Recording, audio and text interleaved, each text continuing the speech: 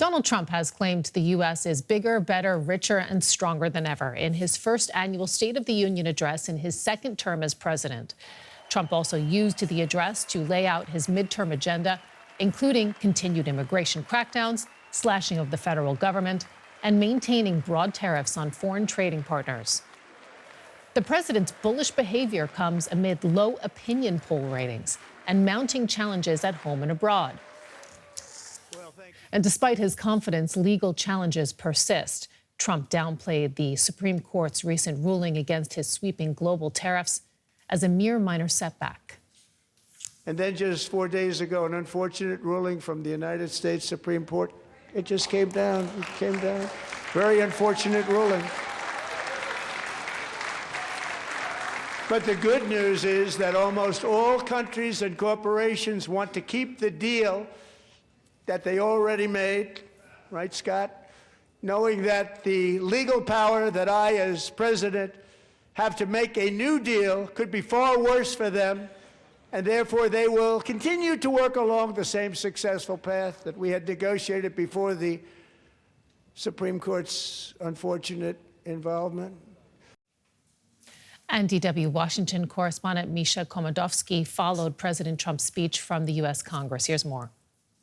The president promised us a long speech, and he delivered 1 hour and 48 minutes, breaking his own record set a year ago when President Trump was addressing the Congress for 100 minutes straight. And if you're asking what stood to me the most, actually, the tone. This was President Trump's first State of the Union of his second term, and he was quite energetic and combative. He openly criticized the Supreme Court, calling its tariff ruling disappointing and unfortunate, while looking toward the justices in the chamber that were sitting right in front of him, and he didn't elaborate here. And at the same time, there were some emotional moments honoring, for instance, a 21-year-old Ukrainian woman, Irina Zarutska, killed in North Carolina, and recognizing the U.S. men's Olympics hockey team, which drew rare bipartisan applause in the chamber. And we are now joined by Tyson Barker, a non-resident senior fellow at the Atlantic Council, to take a bit of a deeper dive into this State of the Union address. Tyson, good to see you as always. What stood out the most to you about this speech?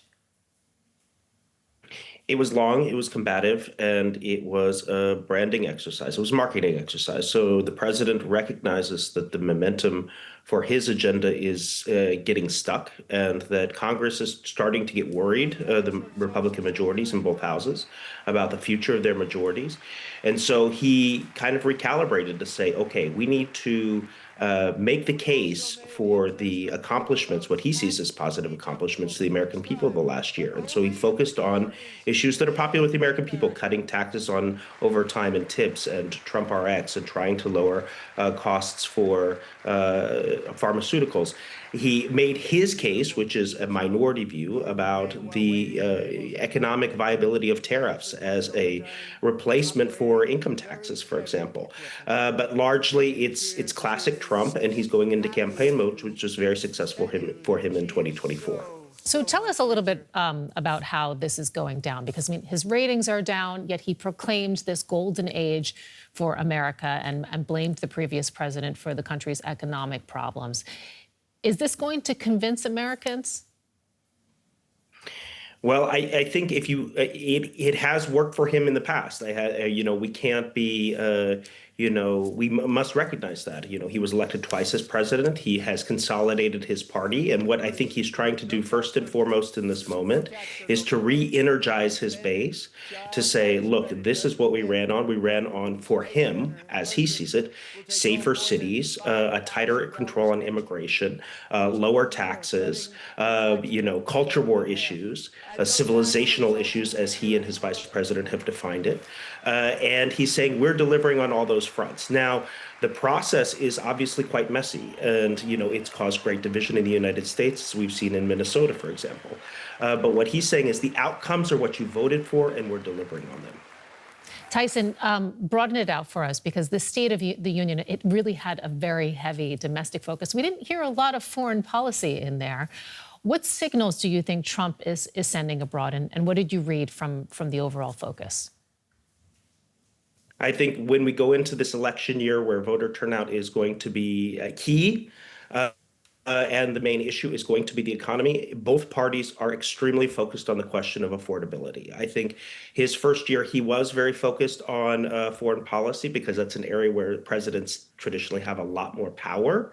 And this president likes to exercise power maximally.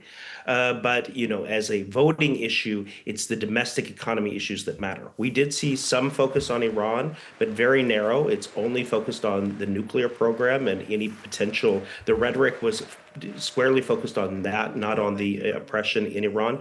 And on Ukraine, he did mention the prospect and commitment to peace talks. But again, there, and it was the 4th anniversary of the full-scale invasion, the emphasis was very limited.